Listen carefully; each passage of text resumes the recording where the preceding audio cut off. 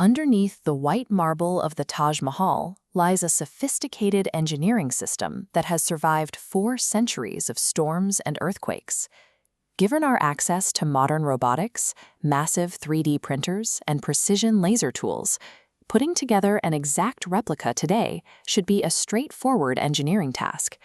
Even with our best automation, rebuilding the Taj Mahal today would result in a logistical failure that modern tools cannot solve.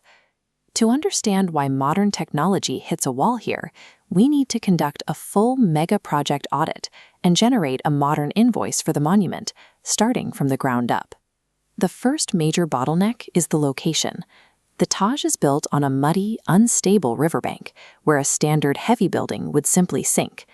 In the 17th century, Mughal engineers solved this by digging deep wells and packing them with ebony and mahogany, woods that absorb water to become as dense and durable as steel. However, modern building codes and environmental regulations strictly forbid using wood foundations on a swampy riverbank. To meet safety standards, we must drill 600 steel piles 150 feet into bedrock, then cap them with a 5-meter concrete slab, a pour requiring 7,500 mixing trucks. Just to stabilize the ground before the first brick is laid, the modern invoice hits $250 million. Moving to the walls, we find a structural secret. The Taj Mahal is not solid marble. It is a brick core protected by a marble casing, a design choice meant to reduce the total weight and prevent the structure from collapsing.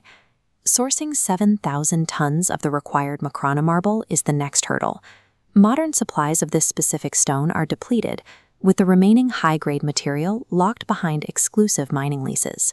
To extract enough stone for a replica, we would need to run 250 diamond wire saws 24 hours a day for 5 straight years. Extracting this marble would require running diamond wire saws continuously, consuming the annual energy of the entire nation of the Maldives.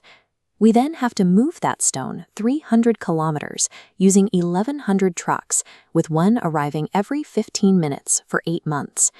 Between the mining leases, the diamond cutting, the power bills, and the massive transport logistics, the total for the casing hits $1.33 billion, and we still have a blank building. The final phase involves the details, the calculated optical illusions, and the intricate stone inlay. The 4 minarets are built with a precise 0.5-degree outward tilt. This protects the main dome during earthquakes and corrects a visual distortion that would otherwise make them appear to lean inward. While modern lasers cut geometric shapes perfectly, they cannot read the natural veins of stone to match them with human intuition. Finding 5,000 artisans who still practice this dying 17th century art form would require a global recruitment search spanning 5 years of manual labor. By the time the final stone is inlaid, the construction bill has climbed to $1.6 billion, excluding the cost of the land.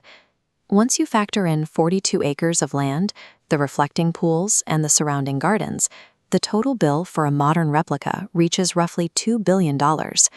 For perspective, the Mughal Empire spent the equivalent of $4 billion on the original project. That investment represented 15% of the total annual income of the world's richest empire at the time. Modern governments prioritize measurable return on investment, making a project with 0 financial yield and this high in economic cost a political impossibility. We have the concrete and the diamond saws, but we can no longer source the irrational passion of an empire willing to sacrifice its entire economy for a single tomb.